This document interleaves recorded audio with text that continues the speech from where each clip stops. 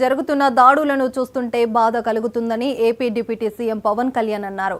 ISKCON గురుకు చిన్నై కృష్ణదాస్ను బంగ్లాలోని Dhaka పోలీసులు arrest చేయడంపై ఢిల్లీలో మీడియాతో మాట్లాడారు. పాలస్తీనాలో ఏమైనా జరిగితే ప్రపంచమంతా మాట్లాడుతుందని, ఆవేదన చెందుతుందని, కానీ బంగ్లాదేశ్లో జరుగుతున్న దానిపై ఎవరూ స్పందించట్లేదని అన్నారు.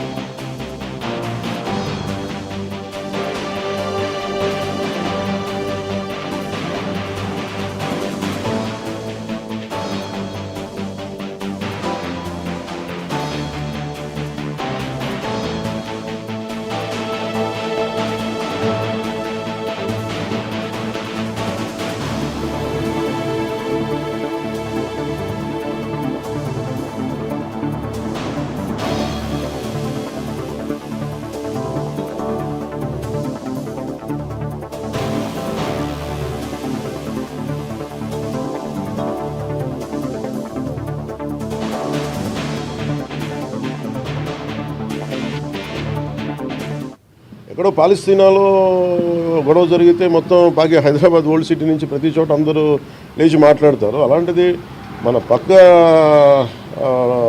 దేశమైన మన నేబరింగ్ కంట్రీ బంగ్లాదేశ్లో హిందువుల మీద ఊచకోత జరుగుతూ ఉంటే, దాడులు జరుగుతూ ఉంటే బేసిక్గా భారతదేశం సమాజంలో స్పందించదు. అది నాకు చాలా ఆవేదన కలిగిస్తుంది. ఇండియన్ ఆర్మీ అంటే ప్రతి దేశంలో ప్రతి రాష్ట్రంలోని సైనికుడు ఉంటారు. అక్కడ వాళ్ళ రక్తాలు దారబోస్తే తప్ప, వాళ్ళ ప్రాణాలు కోల్పోతే తప్ప ఈ రోజున బంగ్లాదేశ్ విమోచన జరగలేదు. షేక్ ముజిబుర్ రెహమాన్ ఆయన ప్రభుత్వం స్థాపించలేకపోయింది. ఇది ఎక్కడో చోట అందరం కలిసికట్టుగా మాట్లాడాలి. ఈ భయాలన్నీ వదిలేసి ఎక్కడ పాలస్తీనాలో జరిగినప్పుడు ఒక ఎకో సిస్టమ్ అందరూ బలంగా వచ్చి నిలబడ్డప్పుడు మీరు బంగ్లాదేశ్లో హిందువులను ఊచకోత జరుగుతుంటే ఎవరు ఎందుకు మాట్లాడరు? అందుకని అది నేను మాట్లాడడం స్టార్ట్ చేశాను. I think it is our fundamental, ఇది మన ప్రాథమిక బాధ్యత. ప్రతి ఒక్క భారతీయ పౌరుడు దీని గురించి మాట్లాడారు. ప్రైమ్ మినిస్టర్ గారిని నాకు ఇచ్చిన అపాయింట్మెంట్ 11 గంటలని చెప్పారు. దాన్ని బట్టి థ్యాంక్ యూ. మనందరం ఖండించాలి కదండి. ఎక్కడో పాలస్తీనాలో గొడవ జరిగితే మొత్తం హైదరాబాద్ ఓల్డ్ సిటీ నుంచి ప్రతి చోట అందరూ లేచి మాట్లాడతారు. అలాంటిది మన పక్క